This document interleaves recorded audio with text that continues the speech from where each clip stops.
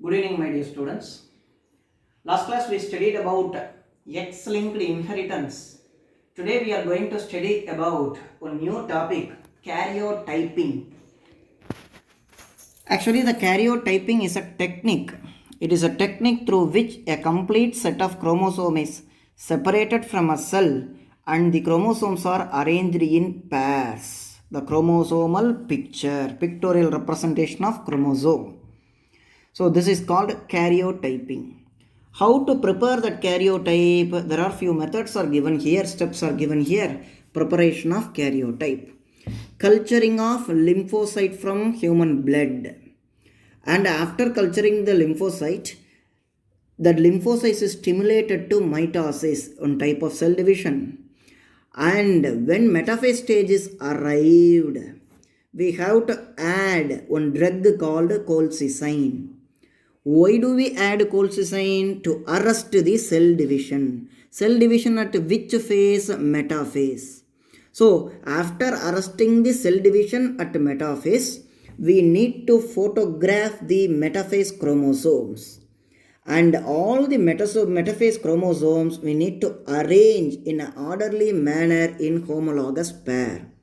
Why do we particularly select the metaphase stage? Because in cell division, the metaphase stage, all the chromosomes are arranged in equatorial plane. So that we need to take that metaphase stage. We need to clearly identify the chromosomes. So such a technique is called karyotype. Here the karyotype picture is given after arresting the cell division, after photographed, and each chromosome is taken separately and arranged in the form of picture. This is called karyotype, a diagrammatic representation of chromosomes. Otherwise it is called, only the diagrammatic representation is called ideogram. These chromosomes are arranged based on three types of chromosomes. One is metacentric, and another one is submetacentric, and third one is acrocentric. What is the use of application of this karyotyping? First step use is it helps in gender identification, whether it is a male or female. Here this karyotype is male karyotype. Why? The 23rd pair is X and Y chromosome is present. If X chromosome is present here and this entire phenotype karyotype is female karyotype. And it is used to detect the chromosomal aberrations. What are those chromosomal aberrations? In the picture, in the chromosomal representation, any chromosomes are deleted, or it is duplicated, or any chromosomes are translocated, or any chromosomes are not separated completely. That is called non-disjunction. So we need to identify, we can identify or we can detect by using this karyotype.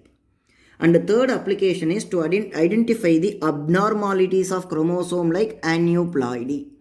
Aneuploidy is the addition or deletion of the chromosomes in human. That is called aneuploidy. Whole set of chromosomes. And the fourth one is to predict the evolutionary relationship between species. And the last application, the final application, is to detect the genetic disease in human beings, if any. That means, example, Down syndrome or Turner syndrome or Klinefelter syndrome. Down syndrome means the 21st chromosome instead of 2, the 3 chromosomes will be present, the 21 trisomy.